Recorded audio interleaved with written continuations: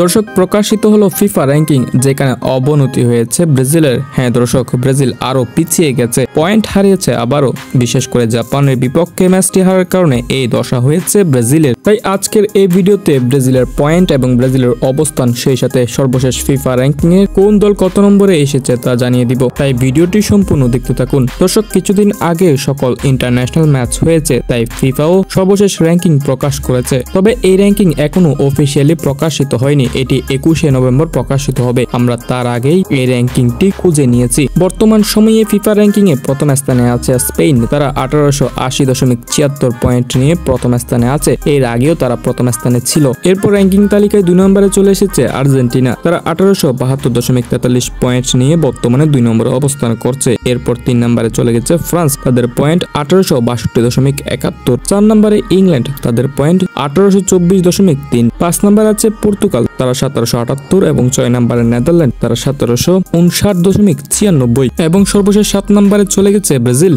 1758.85 point. হ্যাঁ দর্শক, আগে 6 নম্বরে ছিল, এখন এক ধাপ পিছিয়ে 7 নম্বরে চলে এসেছে ব্রাজিল, এবং নেদারল্যান্ড ব্রাজিলকে টপকিয়ে উপরের লেভেলে চলে আসছে। তাই ব্রাজিলকে ঘুরে দাঁড়াতে হলে অবশ্যই জয় আনতে হবে, কারণ ম্যাচ হারলে এই পয়েন্ট কমবে এবং র্যাঙ্কিং এ পিছিয়ে পড়বে। ব্রাজিলের ইতিহাসে এটি খারাপ সময়। একটা সময় ছিল যখন ব্রাজিল প্রথম স্থানে ছিল, যেখানে ব্রাজিলকে ছুতেও বাকি দলগুলোর অনেক কষ্ট হতো। সেখানে আজ ব্রাজিল 7 নম্বরে চলে এসেছে। তাই কার্লো আনচেলত্তিকে জয়ের দ্বারাই ফিরতে হবে ব্রাজিলের ঐতিহ্য এবং ইতিহাসের দিকে। আশা করি ব্রাজিল একদিন ঘুরে দাঁড়াবে এবং কার্লো আনচেলত্তির হাত ধরেই ব্রাজিল তার স্বপ্ন পূরণ করবে। যাই হোক দর্শক, এই র্যাঙ্কিংটি এখনো অফিসিয়ালি ভাবে প্রকাশিত হয়নি। 21শে নভেম্বর এই র্যাঙ্কিংটি প্রকাশিত হবে, তার আগেই আমি আপনাদের জানিয়ে দিলাম আর কি।